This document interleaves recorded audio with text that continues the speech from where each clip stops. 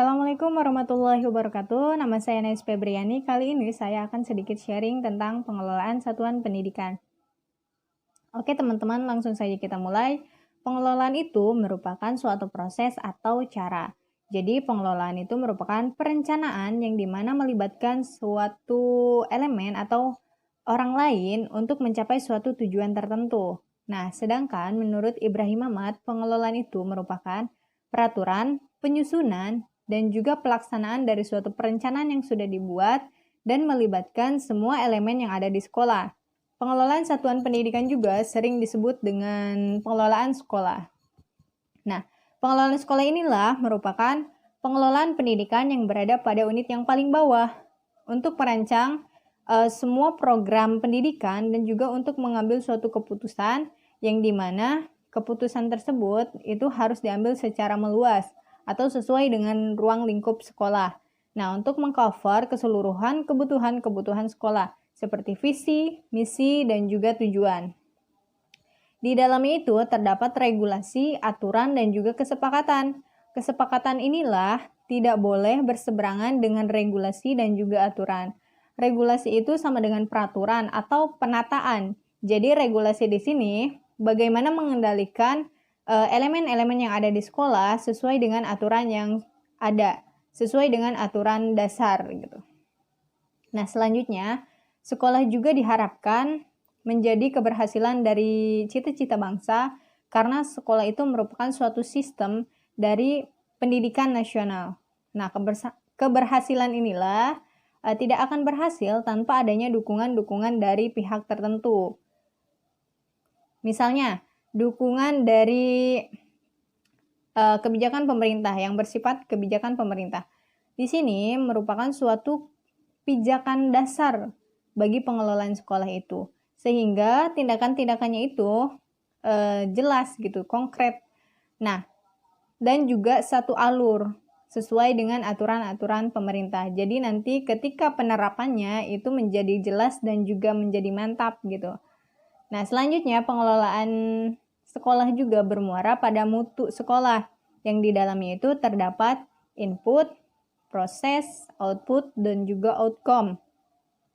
Input merupakan pemasukan data, di mana pemasukan data ini merupakan modal awal bagi sekolah tersebut. Nah, proses yaitu merupakan serangkaian kegiatan yang dilakukan dengan secara sadar untuk meningkatkan input dan juga dapat menghasilkan output serta outcome. Nah, output di sini merupakan hasil yang dicapai dalam jangka pendek. Sedangkan outcome itu merupakan hasil yang terjadi setelah pelaksanaan kegiatan dalam jangka pendek. Oke. Nah, di sini juga diharapkan bahwa keempat itulah, mutu sekolah itulah yang menjadi suatu sistem pelayanan minimal. Menurut peraturan pemerintah nomor 15 di sini pada tahun 2010 menyatakan bahwa siapapun pelaku dalam pengelolaan satuan pendidikan harus ada kesadaran diri untuk mempersiapkan lulusan yang siap menghadapi kehidupannya. Meskipun peserta didik pada hakikatnya merupakan berada pada kehidupan nyatanya yang sekarang dijalani. Nah, kesadaran diri para pelaku-pelaku pendidik merupakan kunci keberhasilan, memerlukan tindakan-tindakan yang jelas dan juga yang komprehensif. Tanpa adanya tindakan-tindakan yang konkret dan komprehensif, di sini tidak akan mencapai suatu hasil yang maksimal dan tidak akan terarah dalam tindakan-tindakannya. Jadi maksudnya dari peraturan pemerintah nomor 15 di sini pada tahun 2020, bagaimana caranya guru itu dapat mempersiapkan lulusan-lulusan ketika nanti mereka lulus dalam menghadapi kehidupan nyatanya, mereka tidak akan kaget lagi. Nah, karena apa? Karena sudah dipersiapkan sebelumnya. Tindakan-tindakan inilah yang merupakan menjadi suatu keberhasilan bagi mereka sendiri. Baiklah teman-teman, kita lanjutkan ke tindakan konkret yang sangat diperlukan bagi kesadaran diri pelaku-pelaku pendidikan. Di sini yang pertama adalah kesadaran diri untuk mengadakan sarana dan prasarana. Jadi sekolah juga membutuhkan sarana dan prasarana atau fasilitas ya.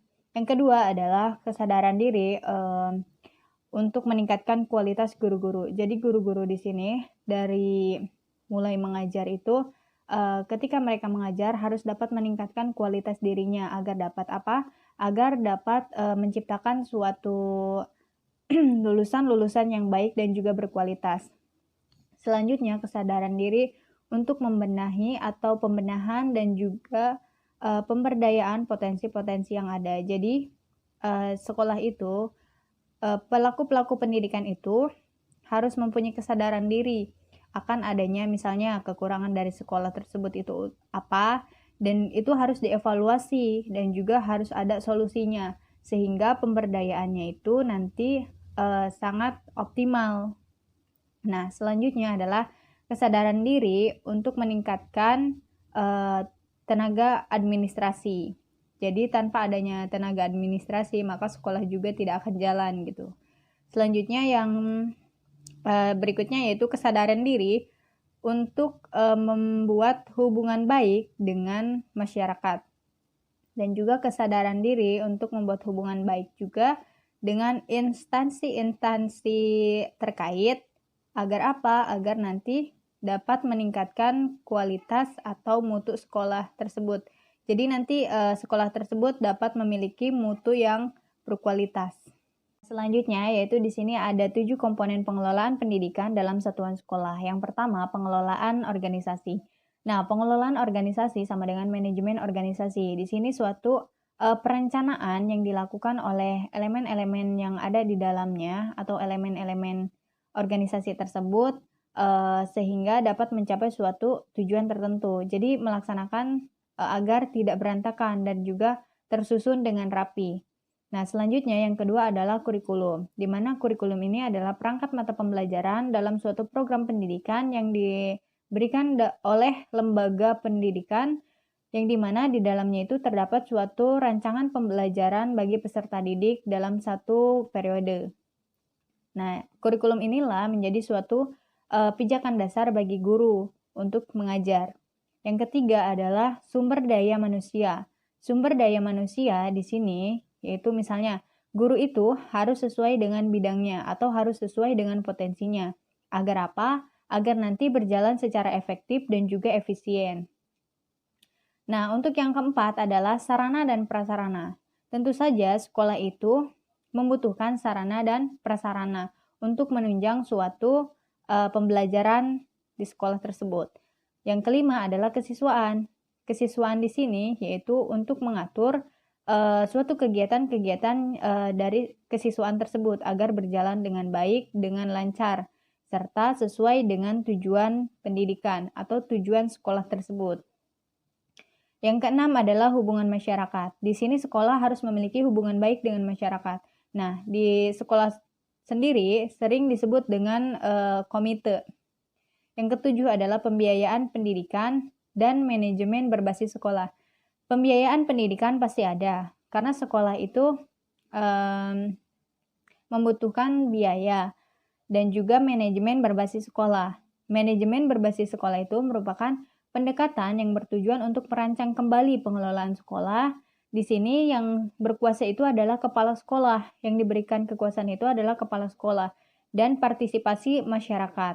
Nah, di dalamnya itu membutuhkan guru, siswa, kepala sekolah, wali siswa atau orang tua siswa dan juga masyarakat. Agar apa? Agar nanti dapat meningkatkan kualitas dengan baik. Jadi dapat meningkatkan kinerja sekolah tersebut. Nah, itulah ketujuh komponen pengelolaan pendidikan dalam satuan sekolah. Selanjutnya di sini menurut Engkoswara dan Aan Komariah menyatakan bahwa esensi dari manajemen berbasis sekolah itu terjadi atas 4. Yang pertama itu otonomi, yang kedua adalah pemberdayaan, yang ketiga adalah kemandirian, dan yang terakhir adalah fleksibilitas. Yang dimana yang pertama adalah otonomi. Otonomi di sini yaitu pemerintah memberikan kepercayaan kepada pihak sekolah untuk mengembangkan potensi-potensi yang ada dan juga untuk memprioritaskan, mengutamakan apa saja yang mereka inginkan. Karena apa? Kenapa pemerintah memberikan kepercayaan kepada sekolah? Karena sekolah itu yang memiliki atau yang mengetahui masalah dan kebutuhannya sendiri. Nah, selanjutnya yaitu pemberdayaan. Untuk merencanakan, melaksanakan, serta mengevaluasi manajemen, itu baiknya ada partisipasi juga dari potensi-potensi yang ada. Agar apa? Agar nanti dapat diberdayakan dengan optimal. Jadi, membuat sesuatu yang lebih kuat lagi sehingga mencapai suatu tujuan yang optimal. Nah, selanjutnya di sini adalah kemandirian. Diharapkan sekolah juga dapat mandiri dalam mengambil suatu keputusan. Karena tidak hanya dalam mengambil keputusan dalam suatu tindakan-tindakan tertentu, di sini juga sekolah diharapkan mandiri dalam segi finansial dan juga mental. Karena sekolah juga merupakan suatu garda terdepan. Untuk apa? Yang harus diberdayakan dalam mengambil suatu keputusan dan juga pengelolaan secara mandiri. Jadi di sini sekolah itu diharapkan mandiri dalam segala pengambilan suatu keputusan dalam tindakan-tindakan dan juga dari segi finansial serta dalam mentalnya. Yang keempat adalah fleksibilitas, di mana fleksibilitas di sini merupakan suatu kemampuan yang dapat beradaptasi dalam bekerja secara efektif dalam keadaan yang berbeda. Nah, di mana di sini juga membutuhkan kemampuan yang dapat memahami serta menghargai pandangan-pandangan yang berbeda dalam isu-isu tertentu. Jadi, dalam fleksibilitas di sini, bagaimana caranya mereka dapat beradaptasi dalam pendapat-pendapat yang berbeda atau isu-isu yang berbeda. Mereka juga harus dapat menghargai dan juga memahami tentang isu-isu tersebut. Nah, keempat inilah yang membutuhkan sumber daya manusia. Bahwa kita ketahui di Indonesia itu memiliki sumber daya alam yang sangat melimpah ruah. Nah, tetapi di sini belum digali secara maksimal. Karena apa? Karena sumber daya manusia yang rendah. Coba kita lihat di negara Jepang, Korea, dan juga Singapura, itu mereka itu memiliki sumber daya yang sangat kecil atau tidak sekaya Indonesia, tetapi mereka memiliki sumber daya manusia yang berkualitas. Jadi sehingga mereka itu menjadi suatu negara yang maju. Oke, selanjutnya di sini ada organisasi. Organisasi itu merupakan sekumpulan orang atau sekumpulan kelompok dalam wadah tertentu yang memiliki tujuan bersama. Dalam suatu organisasi pasti memiliki tujuan dan juga cita-cita bersama. Jadi organisasi di sini itu harus memiliki suatu keputusan secara bersama juga. Nah, bagaimana organisasi itu dapat digerakkan dengan baik? Tentunya perlu adanya kewenangan yang sah. Di sini ada 4 komponen dasar yang menjadi kekuasaan organisasi. Yang pertama adalah komponen kekuasaan yang sah, kewenangan yang resmi. Tentunya kekuasaan itu sah, diakui, dan juga resmi. Dan yang kedua, kekuasaan yang sah, kewenangan yang tidak resmi. Yang ketiga adalah kekuasaan yang tidak sah, kewenangan yang memaksa. Dan yang keempat adalah kekuasaan yang tidak sah dan kewenangan politik. Nah, di sini sesuai dengan pernyataan Wayne Cahoy dan Cecil J. Miskell, yaitu bahwa organisasi itu diciptakan dan dikontrol oleh kewenangan yang sah. Dengan demikian, organisasi juga harus mempunyai visi, misi, tujuan, serta rencana kerjanya itu apa. Nah, dengan demikian organisasi itu dapat direncanakan atau dilakukan secara konsisten dan juga secara matang gitu. Perlu adanya aturan yang dimana untuk mengatur anggota-anggota organisasi tersebut.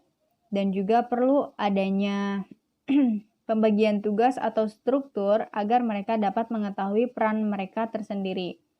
Dan perlu juga yang namanya hukum. Untuk apa? Untuk dasar-dasar mereka berpijak pada organisasi tersebut. Sehingga kewenangan yang sah itu diwujudkan apabila dilakukan atas dasar kesepakatan bersama. Jadi, kesepakatan bersama itu menjadikan kewenangan itu menjadi sah gitu. Nah, ada 5 sumber-sumber kekuasaan. Yang pertama itu adalah reward power, yang dimana di sini kekuasaan yang bersumber pada kemampuan seorang pemimpin yang dapat mempengaruhi anggota melalui atau dapat memberikan penghargaan. Jadi ketika ada anggota yang bagus, itu harus bagaimana caranya seorang pemimpin itu memberikan suatu penghargaan. Nah, untuk yang kedua adalah bagaimana caranya seorang pemimpin juga dapat mempengaruhi bawahan dengan cara memaksa atau memberikan hukuman kepada bawahan. Jadi, ketika bawahan memiliki suatu kesalahan, maka bagaimana caranya seorang pemimpin itu memberikan hukuman kepada bawahan tersebut. Nah, yang ketiga adalah kekuasaan yang bersumber juga dari kemampuan seorang pemimpin, yang dimana di dalamnya itu dapat mempengaruhi suatu bawahan, dimana dengan cara sederhana karena ini bersifat resmi atau formal, bahwa bawahan itu tidak mengetahui bahwa seorang pemimpin harus benar-benar tahu tentang isu-isu yang sedang berhadapan langsung gitu. Jadi seorang pemimpin juga harus mengetahui isu-isu apa saja yang sedang dihadapinya. Yang keempat adalah masih dalam kekuasaan yang bersumber pada kemampuan seorang pemimpin, di mana harus dapat mempengaruhi bawahannya itu dengan cara mengidentifikasi apa-apa yang terjadi menjadi suatu kesenangan bawahannya. Jadi pemimpin itu harus tahu kesenangan bawahan itu apa saja. Nah, yang kelima adalah kekuasaan juga yang bersumber pada kemampuan seorang pemimpin untuk mengetahui bawahan dengan cara untuk mempengaruhi bawahan dengan cara memiliki pengetahuan dan juga keterampilan sendiri. Jadi pemimpin juga harus memiliki kemampuan yang lebih tinggi dari bawahannya dan juga memiliki keterampilan sendiri. Dilanjutkan, di sini ada organisasi sekolah yang dimana menurut Sudarwan Damin menyatakan bahwa ada 3 pendekatan dalam organisasi sekolah. Yang pertama itu adalah pendekatan struktural, di mana pendekatan struktural ini merujuk pada pekerjaan organisasian. Jadi pekerjaan keorganisasian yang dapat dibagi kelompok dengan resmi. Jadi harus dapat terstruktur siapa saja yang menjadi nanti di dalam struktur organisasi sekolah itu ada kepala sekolah, wakil kepala sekolah, terus kepala subbagian tata usaha, staf tata usaha, dan juga wali kelas, guru, organisasi siswanya, dan lain sebagainya. Di situ bagaimana caranya kita dapat menstruktur atau menyusun orang-orang yang sesuai dengan bidangnya. Kedua, ada pendekatan fungsional. Nah, pendekatan fungsional juga ketika kita mengambil atau memberikan kepercayaan kepada orang tersebut untuk menjadi, misalnya menjadi kepala sekolah, itu juga harus sesuai dengan bidangnya atau harus sesuai juga dengan potensinya, karena agar dapat nanti berjalan secara efektif dan juga efisien. Yang ketiga adalah pendekatan struktur fungsional. Nah, yang ketiga ini mencakup keduanya. Jadi, yang dipilih menjadi, misalnya, yang dipilih menjadi kepala sekolah itu harus memiliki potensi yang sesuai dalam bidangnya. Agar apa? Agar nanti berjalan dengan benar dan juga bekerja dengan benar gitu. Nah, jadi dengan benar di sini artinya bahwa mereka harus bekerja dengan pijakan-pijakan dasar yang sudah ada dan juga aturan-aturan yang sudah ada, sehingga tidak akan nanti terjadi kesalahan. Sehingga mereka itu benar-benar sesuai dengan bidangnya dan juga fungsinya, sehingga akan berjalan dengan baik dan benar, tidak ada kesalahan dan berjalan dengan secara efektif dan juga efisien. Ada menurut Oteng Sutisna yang menyatakan bahwa ada 3 unsur yang dapat mempersatukan menjadi kesatuan, yang mana organisasi tersebut tidak dapat dipisahkan dari bagian-bagiannya. Di sini yang pertama itu adalah tujuan. Tujuan itu terbentuk dari pemikiran-pemikiran anggota organisasi tersebut, sehingga ketika pemikiran-pemikiran dari anggota organisasi itu dituangkan menjadi satu kesatuan, maka itulah menjadi suatu tujuan mereka. Nah, selanjutnya di sini, tujuan itu tidak dapat hanya ditulis dengan kertas saja, tetapi tujuan juga harus menuntun kita bagaimana mempersatukan tindak dan langkahnya sehingga dapat diterima menjadi tujuan bersama dari orang-orang yang membentuk organisasi tersebut. Jadi tujuan itu harus dapat memotivasi kita, menuntun kita dalam tindakan dan langkahnya. Sehingga ketika dapat memotivasi kita dan dapat menuntun kita mempersatukan tindakan dan langkah, itu harus adanya jadi tujuan itu harus diterima dengan bersama gitu. Yang kedua adalah kewenangan. Kewenangan di sini yaitu hak dan kekuasaan untuk melakukan suatu atas dasar kedudukan yang ditempati seseorang. Jadi kedudukan yang ditempati seseorang itu akan berjalur atau alurnya kemana nih gitu. Apakah kewenangan itu akan menjadi suatu kekuasaan yang otoriter atau yang demokratis gitu. Di sini ada bagian-bagian organisasi itu mungkin dikuasai oleh kekuasaan yang otoriter. Jadi otoriter di sini yaitu memusat, dan juga ada yang menjadi kekuasaan yang demokratis. Demokratis di sini artinya kekuasaan yang disalurkan dan dibagi-bagikan ke seluruh organisasinya. Yang ketiga adalah pengetahuan. Jadi organisasi juga perlu yang namanya pengetahuan. Untuk apa? Untuk anggota organisasi tersebut dapat mengetahui peran-peran mereka dalam organisasi itu seperti apa, dan hubungan antara organisasi satu dengan organisasi lainnya itu seperti apa gitu. Selanjutnya di sini ada 5 tahapan-tahapan pengorganisasian sekolah. Yang pertama itu perlu yang namanya persiapan. Persiapan ini sangat diperlukan sekali.